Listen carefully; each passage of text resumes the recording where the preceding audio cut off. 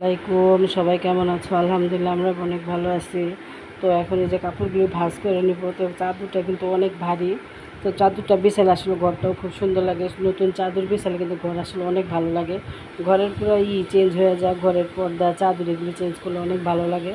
তো এই চাদরগুলো অনেকটা ভারী, ধুইতে গিয়ে অনেক খবর হয়ে গেছে। তো দুই দিন লাগায় শুকাইতেই হয়েছে। তো এখন কাপড়গুলি ভাঁজ করে নিব। কাপড় চোপড়গুলি ভাঁজ করে আমি ঘরটা গোছায় নিব। তো আজকে একটু কাজ আছে, ভাবতেছি একটু মেশিনে বসবো, মেশিনে সেলাই কাজ আছে।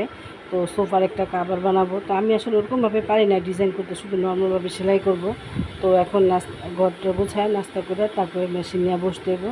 তো আগে আমি কাপড়টা কাটবো, তারপর সেলাই করব। তো এখন কাপড়গুলো সব ভাঁজ করা শেষ।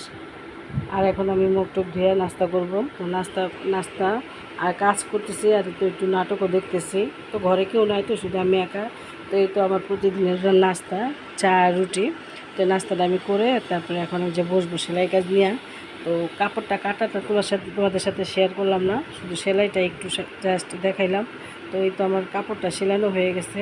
তো আসলে কি নিজের জিনিস নিজে সেলাই করার আনন্দই কিন্তু একটা অন্যরকম। তো তোমাদের ভাইয়াও পারে, তার দেওয়া করলে সে চাকরি করে, ঘরের কাজ করে, একটু সময় লাগে। একটা জিনিস বললে আজকে বলে এটা অন্তত কম হলে 2 মাস 1 মাস সময় লাগবো। সে সারা মাস চাকরি করে, ছুটি থাকলে আর কি করতে চায় না, একটু অলসতা করে বা তার ভালোও লাগে না। এই জন্য আমি আর বলিনি, দেখি আমার মতো আমি পারি কি না। তো আমি চেষ্টা করলাম, দেখলাম যে বানাইছি না, খুবই সুন্দর হয়েছে কাপড়টা। আর কাপড়টা নর্মাল কোনো ডিজাইন করিনি, শুধু নর্মালভাবে সেলাই করছি। তো দেখো এখন আমার সোফার কাভারটা কেমন হচ্ছে তোমরা সবাই কমেন্টে জানাবা। আমার কাছে তো খুব ভালো লাগছে। আমিও টুকটাক কাজ জানি, কিন্তু আমিও অলস করতে চাই না, শুধু তার অপেক্ষায় থাকি। তো কাভারটা খুব ভালো লাগছে আমার কাছে, যেহেতু ঈদ আসছে সামনে। তো একটা সোফার কাভার বানানোর ইচ্ছা আছে, আরেকটা বানানোর। তো আমাদের আলিফ রিভিউ দিতেছে, বৈশা বলতেছে নানু ভালো হয়েছে। তো নানা ভাই বানালে আরেকটু ভালো হতো।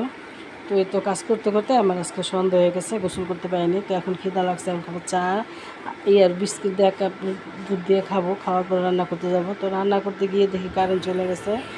তো আমার ডাল ভুনাটা হয়ে গেছে। আর এখানে অনেকগুলি বোম্বাই মরিচ আনা হয়েছিল, সেইগুলি খাইতে খাইতে এইটুকু আসছে, আবার কিছুটা পচেও গেছে। তো আজকের ভিডিও বেশি একটা কিছু করতে পারলাম না, যেহেতু কারেন্ট ছিল না। অন্ধকারে কাজ করার অনেক কষ্ট। তার তোমার ডাল বোনাটা হয়ে গেছে। এখন দিলাম ধনিয়া পাতা না দিলে কিন্তু তরকারিতে আসলে ভালো লাগে না। এটা গ্রানটা একটু অন্যরকম খাইতে, আর দেখতেও আমার কাছেও ভালো লাগে। আমার কাছে ধনিয়া পাতা ছাড়া ভালো লাগে না। তো আজকে ভিডিওটা বেশি একটা কিছু করতে পারলাম না। আর এখানে করব পাঙ্গাস মাছ ভুনা, কারণ সবজি দিয়ে রান্না করতে চাইছিলাম, পারি নাই, যেহেতু অন্ধকার কোনো রকম রান্না করছি। তো তোমরা সবাই ভালো থাকো, সুস্থ থাকবো। আল্লাহ হাফেজ। আর প্লিজ ভিডিওটা দেখবা, লাইক কমেন্ট শেয়ার করবা।